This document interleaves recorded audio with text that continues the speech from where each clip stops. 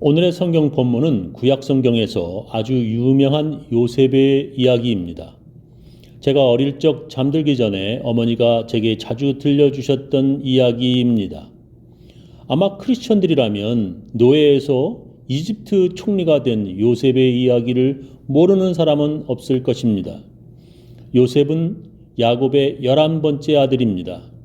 그는 아버지 야곱에게 사랑받은 아들입니다.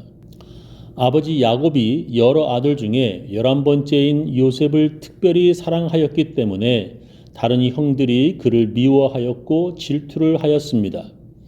아버지 야곱에게는 4명의 부인이 있었습니다. 그래서 요셉의 어머니가 형들의 어머니와 달랐기 때문에 그런 질투는 이미 그가 어릴 적부터 시작된 것이었습니다.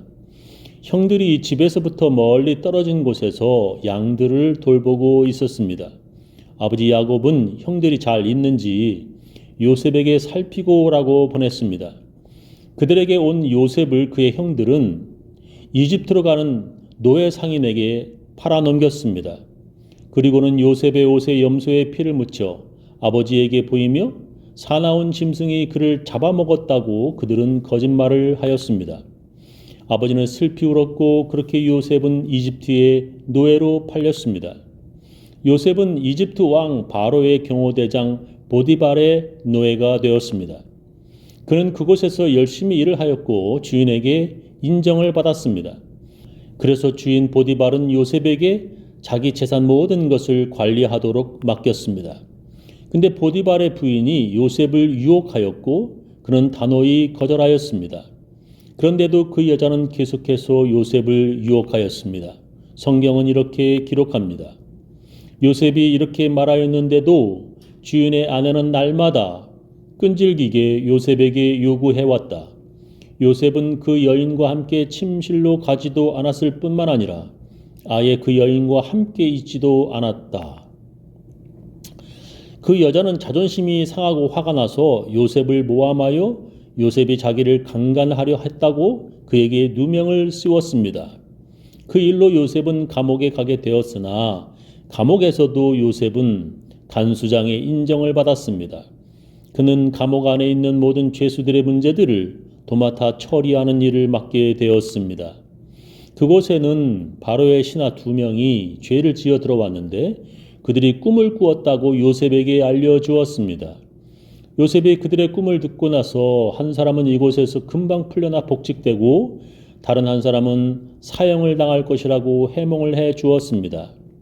그리고 그의 해몽이 정확하게 들어맞아서 한 사람은 풀려나 다시 바로의 신하가 되었고 다른 사람은 사형을 당하였습니다. 그렇게 감옥에서 나가는 그에게 자기를 잊지 말아달라고 요셉은 간청했습니다. 근데 그 사람은 감옥에서 나간 후 곧바로 요셉을 잊어버렸습니다. 그렇게 2년이 지났습니다. 이집트 바로는 꿈을 꾸었는데 그 꿈을 해몽해 주는 사람이 없었습니다.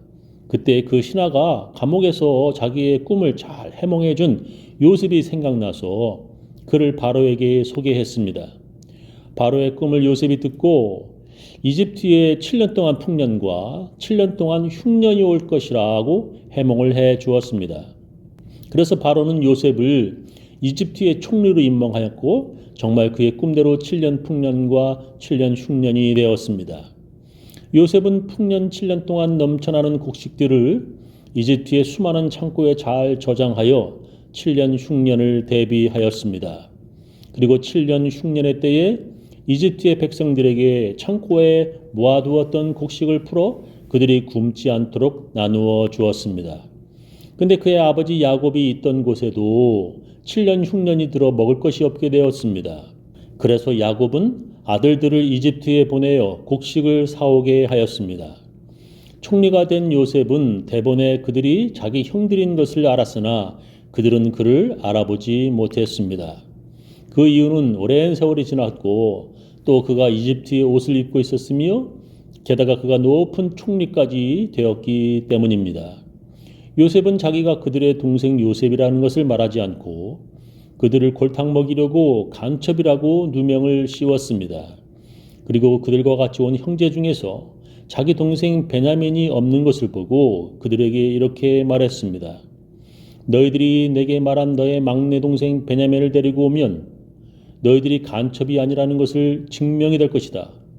라며 그는 그들 중에 하나를 감옥에 가두고 나머지는 집으로 돌려보냈습니다. 그들은 하는 수 없이 집으로 돌아가 베냐민을 데리고 왔고 그 후에 여러 일들이 성경에 기록되어 있으나 시간상 줄이겠습니다.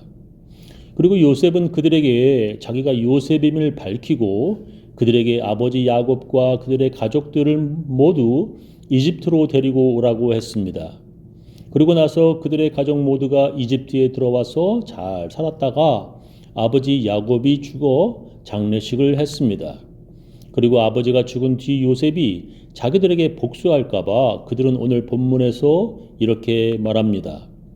요셉의 형제들이 그 아비가 죽었음을 보고 말하되 요셉이 혹시 우리를 미워하여 우리가 그에게 행한 모든 악을 다 갚지나 아니할까 하고 요셉에게 말을 전하여 그러되 당신의 아버지가 돌아가시기 전에 명하여 이르시기를 너희는 이같이 요셉에게 이르라 네 형들이 네게 악을 행하였을지라도 이제 바라건대 그 허물과 죄를 용서하라 하셨다 하라 하셨나니 당신의 아버지의 하나님의 종들의 죄를 이제 용서하소서 하며 요셉이 그 말을 들을 때에 울었더라. 그 형들이 또 친히 와서 요셉의 앞에 엎드려 가로되 우리는 당신의 종이니이다. 아버지가 그렇게 말하지도 않았을 텐데 형들이 자기를 두려워해 그렇게 말하는 것입니다. 그래서 요셉은 눈물을 흘렸고 그들에게 이렇게 대답합니다. 요셉이 그들에게 이르되 두려워 마소서 내가 하나님을 대신하리이까.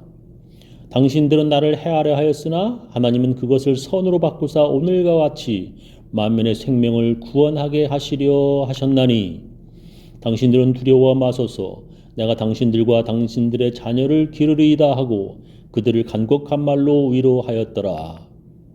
오늘 제 설교 제목은 당신들은 나를 해하려 하였으나입니다. 원래 설교 제목은 당신들을 나를 해하려 하였으나 하나님은 그것을 선으로 바꾸사였는데 너무 길어서 그렇게 줄인 것입니다. 누가 저에게 하나님께서 주시는 복이 무엇이냐고 묻는다면 저는 바로 요셉의 말처럼 대답을 할 것입니다. 당신들이 나를 해하려 하였으나 하나님은 그것을 선으로 바꾸셨다. 하나님의 복은 불행한 것이 도리어 내게 복이 되는 것입니다. 사람들은 누구나 안 좋은 때가 있고 불행한 때가 있습니다. 그러나 하나님께서 주시는 복은 그런 불행을 좋은 것으로 바꾸어 주시는 것입니다. 여러분은 그런 일이 없었습니까? 중국의 어떤 노인에게 그런 일이 있었다고 전해져 옵니다. 그것을 세옹지마라고 합니다. 뜻은 국경에 사는 노인의 조랑말입니다. 중국 북쪽 국경 근처에 말을 하나 키우는 노인이 살았습니다. 말은 지금이나 그 당시나 아주 비싸고 큰 재산입니다. 근데 그 말이 갑자기 국경을 넘어 도망가 버렸습니다. 사람들은 당신의 그 비싼 말이 도망갔으니 얼마나 큰 손해냐고 말합니다. 그러나 그는 슬퍼하지 않았습니다. 나중에 그 말이 집으로 돌아왔는데 혼자가 아니라 그 말보다 더 귀한 말을 데리고 왔습니다. 사람들은 큰 돈 쉽게 벌었다고 축하하였지만 그 노인은 기뻐하지 않았습니다. 나중에 그 노인의 아들이 그 말을 타다가 떨어져 절름발이가 되었습니다. 이웃들은 그를 위로하였지만 그 노인은 이것이 나중에 다행스러운 일이 될지 모른다고 말하였습니다. 나중에 전쟁이 나서 그 마을의 많은 아들들이 전쟁터에 끌려가 죽었는데 그 노인의 아들은 다리를 절어 전쟁에 가지 않게 되었습니다. 이렇게 불행한 일들이 도리어 좋은 일이 되기도 한다는 이야기입니다. 이것을 영어로 blessing in disguise, 다른 얼굴로 변장한 축복, 숨겨진 축복이라고 말합니다. 제게도 그런 축복이 있었습니다. 대학 다닐 때 사귀던 여자친구가 있었는데 갑자기 헤어지게 되었습니다. 저는 그때 정말 마음이 너무나 아팠습니다. 근데 그 뒤로 그 여자보다 더 훨씬 아름답고 더 귀한 여자, 지금의 제 아내를 만나게 되었습니다. 하나님께서 주시는 복이 바로 그런 것입니다. 성경에 보면 그런 복받은 사람들의 이야기가 기록되어 있습니다. 문둥병에 걸린 나아만이라는 장군은 그 병 때문에 하나님을 만나게 되는 복을 받습니다. 의사들도 포기한 수많은 병자들이 그 병으로 인하여 예수님을 만나게 됩니다. 하나님께 지은 죄로 인하여 지옥에 갈 사람들이 예수님을 믿고 구원받는 놀라운 하나님의 은혜를 깨닫게 됩니다. 슬픈 일이 더 기쁜 일이 되고 지금은 가슴 아픈 일이지만 나중에 보면 그것이 도리어 큰 복이 되는 것이 바로 하나님께서 주시는 복입니다. 요셉이 이집트의 노예로 팔렸습니다. 그가 외국에 노예된 것도 억울한데 거기에 그가 또 더러운 누명까지 쓰고 감옥에 갇히게 된 것입니다. 그러나 바로 그런 불행한 일이 도리어 그가 이집트의 총리가 되는 좋은 일이 된 것입니다. 노예로 팔려가지 않았다면 이런 복은 없었습니다. 누명을 쓰고 억울하게 감옥에 가지 않았다면 그가 총리도 되지 않았을 것입니다. 이렇게 하나님께서 주시는 복은 내게 닥친 불행한 사건이 도리어 복된 것이 되는 것입니다. 어떤 사람은 자기에게 불행한 사건이 올 때에 하나님을 원망하며 하나님을 떠나는 사람도 있습니다. 그래서 하나님께서 그 불행한 일을 도리어 복된 일로 바꾸시는 것을 체험하지 못합니다. 그런 사람들은 자기가 그렇게 믿는 대로 그런 불행한 일이 징크스가 되어버립니다.